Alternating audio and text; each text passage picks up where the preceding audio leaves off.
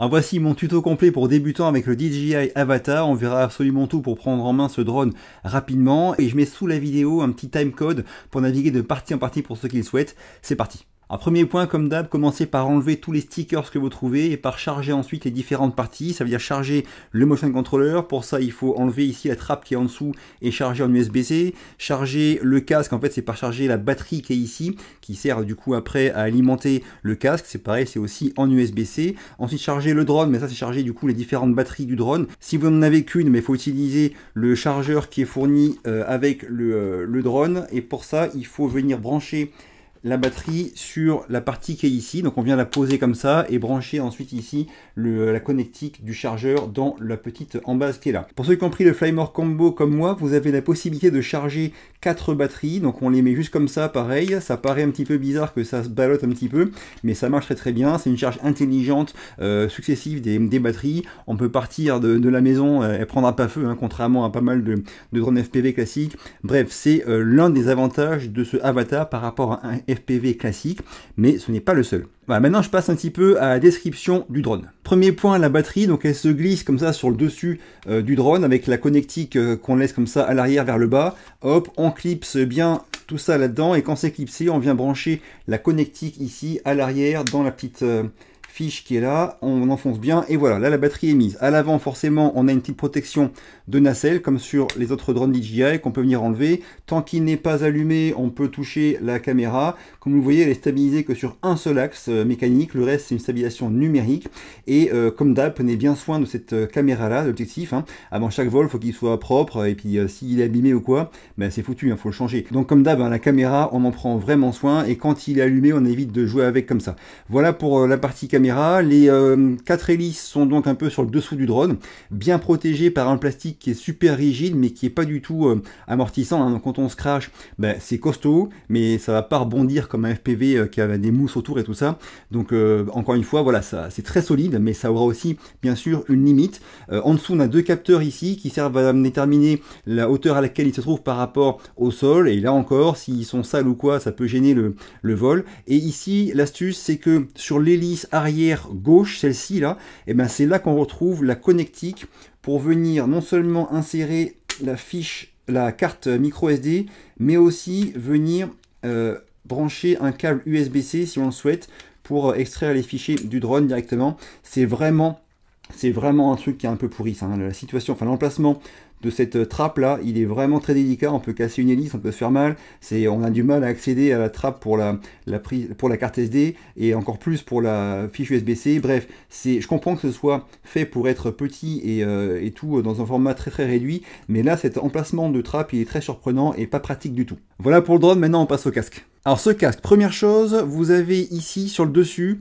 2 antennes qu'on peut déplier comme ça et puis ranger, donc il n'y a pas besoin de les dévisser quand on veut le ranger dans un sac, contrairement à celle de l'autre casque DJI FPV, non Google V2, ça c'est le Google 2 et le gros qu'on avait sur le FPV c'était Google V2, bref c'est un peu pourri comme nom, mais en tout cas ici les antennes se rétractent facilement et c'est assez pratique. Second point, sur tout ce qui est ici là où on met les yeux, on a 2 molettes en dessous qui permettent quand on les tourne de régler les dioptries selon votre vue, hein, et aussi de régler l'écartement des yeux en fait. Ça c'est vraiment très pratique, c'est bien pensé et je vous montrerai, enfin j'essaierai de vous montrer plus tard comment ça rend en filmant à l'intérieur si j'y arrive. Sur le côté ici, on retrouve une fiche USB-C et aussi une fiche d'alimentation. La lime, on prend ici le câble qui est fourni, on vient le brancher dans la partie ici alimentation, enfin dans la fiche d'alim, et ensuite on va brancher l'autre extrémité du câble dans la batterie qui est fournie, et contrairement à celle du DJI FPV, il y a une petite griffe ici là, qui vient se clipser en haut, et ce qui permet d'éviter qu'elle se débranche par inadvertance quand vous vous en servez. Ça c'est un truc aussi qui est assez sympa. De ce côté ici, on retrouve un emplacement pour carte micro SD. Ça permet d'enregistrer ce que le masque vous affiche comme image, y compris avec tout ce qui est hauteur de vol, information de vol, tout ça. Ça c'est vraiment très sympa et vous en verrez beaucoup dans ce tuto et les suivants. Et ici, une prise casque. Alors ce casque DJI Google 2, si je ne me trompe pas sur le nom, il permet de voir un film par exemple. Si vous mettez quelque chose sur la carte USB-C, une série ou un film, et vous y branchez un casque, vous pourrez voir votre film dans ce casque-là. Mais ce qu'il a par contre de moins bien que l'autre casque, l'ancien, le plus gros, c'est la portée. Celui-là est donné pour 2 km de portée en Europe, l'autre était donné pour 6 km, et apparemment ça se voit, hein, c'est vraiment notable. Donc ça c'est un des gros défauts de ce casque par rapport à l'autre. Mis à part ça, il est plus léger, plus confortable, plus pratique à ranger, et pas mal de choses qui sont bien, notamment l'écran OLED dedans, qui permet d'avoir non seulement un signal qui est bien mieux affiché à l'écran, mais aussi un meilleur affichage avec une plus grande définition de ce que vous voyez dans cet écran-là. Bref, c'est quand même une belle réussite, malgré le gros défaut de la portée moindre par rapport au précédent modèle, le DJI Google V2. Alors courte pause, si la vidéo vous est utile ou agréable, pensez bien à me le dire en commentaire, à me défoncer le bouton like, à vous abonner, ça m'aide vraiment beaucoup. Bien sûr, il manque un seul truc, c'est d'accrocher la petite lanière qui ira autour de votre tête. Ça, c'est tout bête, on va la mettre, hop, comme ça. On passe dans, ici, la petite... Voilà, donc sur ce casque, on n'a pas de lanière qui passe sur le haut du crâne, hein, contrairement à l'autre casque. Et dernier point très important, c'est que sur le côté droit ici, ce petit pad là ici, il est tactile. Et c'est comme ça qu'on navigue dans les différents menus du masque. Alors cette prise USB-C du côté, elle sert à brancher par exemple le smartphone pour utiliser avec l'application DJI Fly. On verra après comment ça marche. Bon, maintenant que tout est bien chargé, j'ai branché donc le fil sur le casque ici. Et dans la batterie, avec la petite griffe là, je vais allumer la batterie avec appui court, appui long. Voilà, le casque du coup est alimenté, ça je vais mettre dans ma poche. Alors quand vous démarrez le casque, vous verrez il y a un tuto complet qui défile à l'écran avec comment se servir de ce petit pad là, le double appui avec 2 doigts, ça sort du menu dans lequel on est. On peut faire des glissés d'un côté de l'autre pour ouvrir différents menus. C'est vraiment très intuitif et ça marche très bien ce petit truc tactile là. On peut régler l'écart des yeux et puis la netteté de chacun des yeux. Tout ça c'est bien expliqué, il n'y a pas de souci. Après il faudra activer le casque et pour l'activer et faire la liaison entre casque, radiocommande, drone, tout ça, ben moi ce que j'aime bien faire c'est que j'allume tout. Donc j'ai allumé le casque, le motion controller et le drone, et après il faut brancher le smartphone sur le casque avec la petite prise USB-C et le câble qui est fourni, que ce soit Android ou iOS, ça marche très bien, et puis démarrer l'application DJI Fly qui va automatiquement reconnaître tout ça et vous permettre d'activer et de relier l'ensemble, de prendre aussi le DJI Care si vous le souhaitez, donc l'assurance qui permet d'avoir un remplacement, enfin 2 remplacements par an du drone en cas de crash ou comme ça. Et quand tout sera activé et lié, ben c'est bon, il n'y a plus qu'à faire le premier vol. Alors le casque est allumé, maintenant je vais allumer le motion controller en appuyant sur le bouton on-off, appui court, appui long. Hop, les LED s'allument, c'est bon. La radiocommande est allumée et je vais aussi allumer le drone. Le drone c'est à l'arrière de la batterie, appui court, appui long. Voilà, hop, je le repose. Alors les hélices du drone sont sur le bas, donc s'il y a un peu d'herbe, ça peut soit faire des broussailleuses, soit le gêner pour le décollage. Donc on verra comment ça se passe là. De toute façon, si il ne peut pas décoller, il me le dira. Voilà, là tout se relie et maintenant je vais mettre le casque en place et voir ce qu'il me dit. Voilà, donc là, il faut que je règle un petit peu tout ça, œil par œil, et pas dent pour dent. Voilà, donc je vous rappelle que sur le côté, le pad sert vraiment de contrôle, quoi, hein, pour l'application. Voilà, là je vais aller enregistrer l'écran. Voilà, c'est bon, l'écran s'enregistre. Hop, ça je remonte le menu. Ok, on valide. Voilà, donc là, pour démarrer les moteurs, il faut appuyer 2 fois sur le bouton rouge, le bouton lock là, donc je vais le faire. J'appuie 2 fois sur le bouton lock. Ah, ça fait un peu une débroussailleuse. Voilà. Et quand on veut décoller, on fait un appui long sur le bouton lock. C'est peur.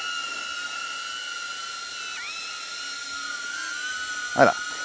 Là, vous voyez, maintenant, je vous montre les mouvements de la radiocommande. Alors, quand je tourne ma main comme ça, le drone tourne. Quand je tourne comme ça, vous voyez, il tourne sur lui-même. Donc les mouvements de main gauche-droite font tourner le drone sur son axe. Il n'avance pas. Hein. Et les mouvements de main au bas le font pointer vers le bas ou vers le haut. Et on voit bien là le cercle qui montre là où le drone vise. Voilà. Donc ça c'est vraiment comme ça que marche ce motion controller. Donc si on veut se bouger, se gratter l'oreille ou quoi, le drone il bouge pendant ce temps-là. Donc il bouge sur lui-même. Il ne bouge pas, il n'avance pas tant qu'on n'appuie pas sur la gâchette. Donc là je vais appuyer un peu sur la gâchette pour vous montrer. Hop, voilà, il avance, vous voyez. Donc là je repars, donc je vais viser vers le haut avec le rond et le drone s'élève. Voilà, donc en bas j'ai la distance à laquelle il est du sol. Et puis du coup, on peut comme ça bouger en visant avec, avec la main pour voir. Putain, j'ai un souci de... Voilà, là je vois. Je reviens vers moi. Hop. Voilà comment marche le motion controller pour les mouvements de base. Donc je vais le poser et ensuite je vous reprends. Ah, c'est marrant là, vous voyez comme il y a les herbes hautes, il ne veut pas se poser on dirait. Il cherche, mais le terrain ne lui plaît pas. Donc je vais le poser ailleurs. Voilà, et là ça lui plaît. Donc maintenant j'éteins l'enregistrement et je reprends. Alors ce motion controller, il y a différents boutons en plus. Ici donc on a vu le bouton allumé, on a vu le bouton pour double appui pour mettre en route les moteurs, appui long pour décoller et après appui long pour se poser. Ici sur le côté on a un bouton, un petit slider, la tilt. Celui-là il sert à gérer l'angle de la caméra mais seulement avant de décoller, d'accord? C'est plus un réglage qu'on fait selon la vitesse à laquelle on veut voler, il sera plus ou moins incliné et du coup on peut vouloir corriger un petit peu ça pour pas que ce soit trop pointé vers le bas si on va très très vite. Mais sinon l'angle de la caméra ça se fait sur comme ça pendant qu'on vole en FPV, hein. C'est pas un truc comme sur un drone style Mini 3 Pro ou Mini 2 où il y a une molette pour régler pendant qu'on vole. Pendant qu'on vole, on ne touche plus à ça et la seule chose qui joue sur l'angle de la caméra, c'est l'incidence que prend le drone quand il accélère. Après ici on a le bouton pour enregistrer, donc déclencher enregistrement de la vidéo et si on fait un appui long dessus, on passe de vidéo à photo et donc après c'est le déclencheur pour la photo. Ici on a le bouton mode pour changer de mode et là c'est le bouton le plus important ici, c'est le bouton break, le bouton d'urgence quand il y a un souci. Alors déjà quand on lâche tout normalement le drone s'arrête, mais si on va vite, qu'il y a un souci et qu'on veut vraiment qu'il s'arrête en urgence, on appuie sur ça et ça le met en pause complète. Et pour pouvoir revoler après, il faut appuyer dessus pour enlever la pause. Ça c'est aussi intéressant pour interrompre par exemple un RTH ou un atterrissage. Tout à l'heure ici ça marchait pas, atterrissage, et je l'ai interrompu en appuyant sur ce bouton là. Bref, c'est vraiment le bouton à avoir en mémoire. Dès qu'il y a un souci, on appuie dessus, le drone s'arrête, il se met en pause totale. Et pour finir ici sur l'index, la gâchette qui elle est vraiment très très souple, hein. Si on souhaite on peut faire un vol très lent, hein. On est vraiment très vite en confiance et même un débutant y arrive très facilement. Alors dans le menu du haut, voilà qu'on récupère en faisant glisser le doigt sur le pad comme ça, on trouve ici là le head tracking. Donc si j'appuie dessus, et bien maintenant c'est ma tête qui va choisir où je regarde. Alors le head tracking, ça permet donc d'avancer dans une direction. Là j'avance vers le rond, là, vous voyez. Mais si je veux, je peux tourner la tête et ça filme dans une direction différente. Ça c'est vraiment un truc qui est très pratique, hein, pour faire des plans un peu originaux. Je garde le contrôle sur le drone de la même manière qu'avant avec la radiocommande. Mais par contre je peux filmer dans une direction différente de celle dans laquelle le drone se dirige. Encore une fois, ça c'est un truc qui est possible qu'avec ce casque FPV et moi ça me plaît vraiment bien. Donc, vous voyez là je vais accélérer, ça va vers le rond qui est en haut à gauche de l'écran, mais par contre ça filme vers une direction différente, celle vers où je regarde. Voilà pour ce head tracking qui est une option vraiment bien sympa. Alors maintenant, imagine, tu t'es craché quelque part, t'as pas accès au drone, soit il est loin dans des fourrés, soit il est en bas d'une falaise, j'en sais rien. En tout cas, tu l'as craché, donc tu pourrais le redécoller, le ramener, mais imagine qu'il soit posé, enfin craché à l'envers comme ça, là t'es bloqué. Mais dans les réglages, il y a le mode tortue, quand tu appuies dessus, il n'y a rien à faire, c'est automatique, et le drone va se retourner comme ça tout seul, automatiquement, dans le but de pouvoir redécoller après et le ramener à toi. Ça marche très bien, et c'est vraiment un truc qui est sympa pour récupérer son drone quand il est craché quelque part et qu'on n'y a pas accès par exemple.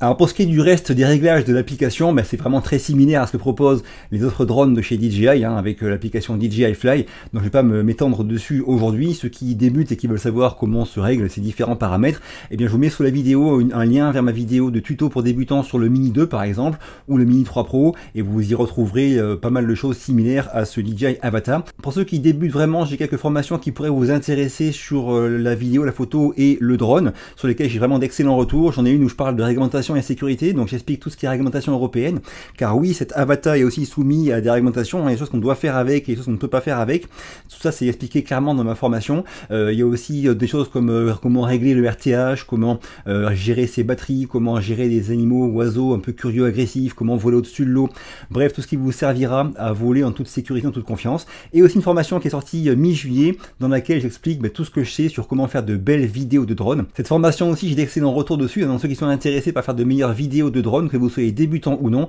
Je mets un lien direct ici sur mes formations et j'en mets un aussi sous la vidéo en description. Alors si cette vidéo de prise en main du DJI Avata vous a été utile ou agréable, dites-le moi en commentaire. Moi j'ai fini pour aujourd'hui, pensez à vous abonner, ça m'aide beaucoup. Je vais aller faire de belles images maintenant avec ce drone pour préparer un gros test avec mon avis sur ce DJI Avata. A très vite et d'ici là, bougez-vous purée, bougez-vous.